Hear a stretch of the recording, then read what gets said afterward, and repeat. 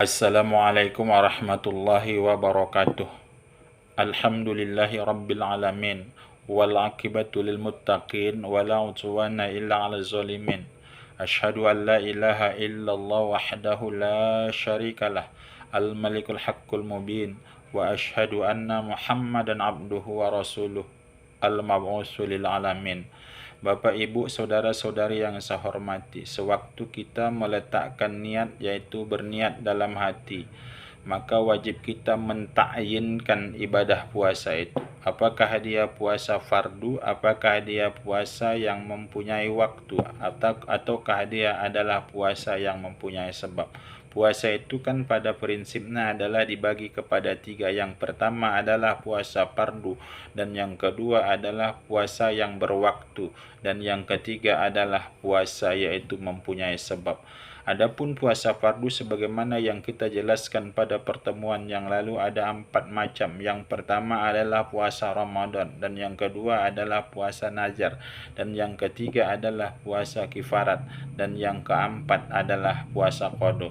Ini adalah puasa fardu. Maka puasa fardu ini dan juga puasa yang mempunyai waktu ataupun puasa yang berwaktu ataupun puasa yang mempunyai sebab, wajib kita mentakyinkan niat sewaktu kita berniat di malam harinya. Bagaimana yang dimaksud mentakyinkan niat? Bahwa puasa itu kita hadirkan dalam hati bahwa aku besok puasa Ramadan. Namanya menentukan nama puasa itu adalah ta'yin.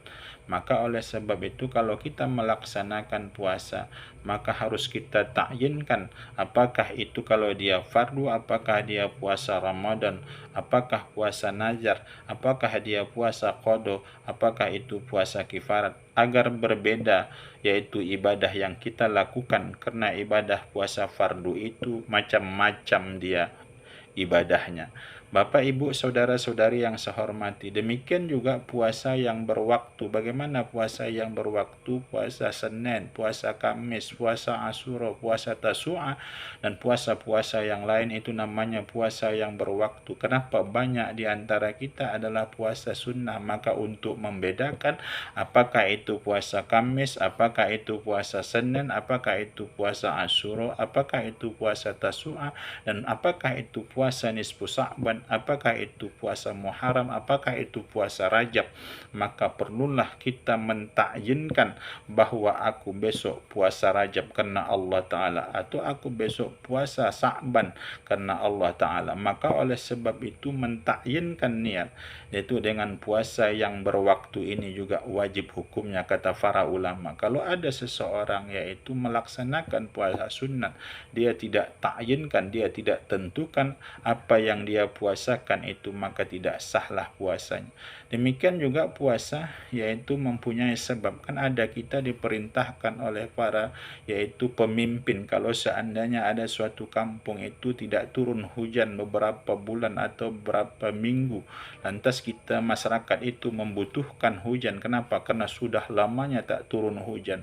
Maka diperintahkan oleh pemimpin bahwa kita besok puasa dalam rangka kita untuk meminta hujan, minta melaksanakan sholat minta hujan. Kan demikian pada penjelasan yang lalu pada bab sholat, bahwa kalau seseorang itu mau meminta yaitu minta sholat minta hujan, maka terlebih dahulu diantaranya masyarakat itu diperintahkan oleh pemimpin, apakah itu bupati, apakah itu datuk, kalau dalam satu kampung yang meminta hujan itu, maka pertama adalah yaitu berdoa minta hujan, dan yang kedua adalah yaitu bertobat bahwa kita banyak dosa kepada Allah. Kemudian hari yang berikutnya adalah diperintahkan yaitu kepada masyarakat oleh pemimpin yaitu untuk berpuasa. Adapun berpuasanya itu adalah puasa karena sebab yaitu minta hujan, namanya puasa yang mempunyai sebab.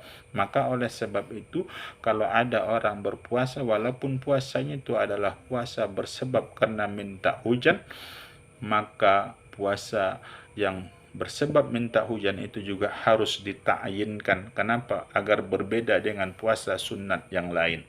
Bapak, Ibu, saudara-saudari yang saya hormati, itu dalam pelaksanaan niat puasa, maka wajib kita menghadirkan dalam hati yaitu ta'yin, yaitu nama puasa itu sewaktu kita berniat. Adapun ta'arad, Ya, ataupun adapun ta'arud itu tidak wajib sunnah hukumnya. Agar apa? Agar berbeda dengan agar berbeda yaitu dengan ya ibadah puasa lain. Apa yang dimaksud dengan ta'arud? Menentukan bahwa itu adalah fardu atau menentukan itu adalah sunnah. Mana contohnya? Nawaitu sawma khadin an ada'i fardo. An ada'i fardo Ramadana, maka menentukan fardu di situ adalah kita hadirkan di dalam niat adalah hukumnya sunnah. Kenapa ada sebahagian yang ulama mengatakan bahwa ta'arud menentukan fardu itu adalah hukumnya wajib, tapi kebanyakan para ulama menentukan fardu itu adalah hukumnya sunnah. Kenapa demikian? Mereka katakan kalau sudah disebutkan nama puasanya, yaitu aku sengaja puasa Ramadan, maka itu sudah orang beranggapan dan itu sudah yakini dalam hati bahwa itu adalah perbuatan puasa wajib. Atau ada orang yang mengatakan aku puasa najar, walaupun dia tidak katakan itu adalah fardu, karena puasa najar itu adalah udah jelas tentunya fardu. Demikian juga puasa kifarat. Maka kalau ada orang melaksanakan puasa kifarat, maka udah jelas pasti yang puasa kifarat itu adalah puasa fardu. Maka tidak wajib dalam melaksanakan puasa itu namanya ta'arud menentukan puasanya.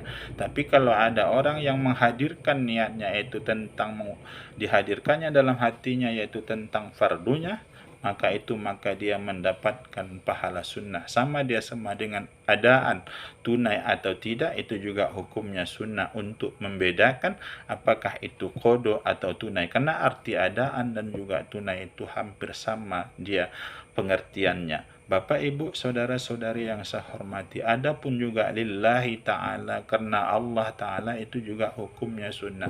Maka oleh sebab itu kalau kita berniat dalam melaksanakan puasa, apakah itu puasa sunnah, apakah itu puasa wajib, maka yang wajib itu adalah ta'yin, yaitu kita hadirkan nama puasa itu di dalam hati sewaktu kita berniat. Adapun melafazkan niat seperti ada nawaitu sawma khadin an ada'i fardu Ramadan. An ada'i fardu Ramadan lillahi ta'ala, itu adalah melafazkan niat itu adalah hukumnya sunnah.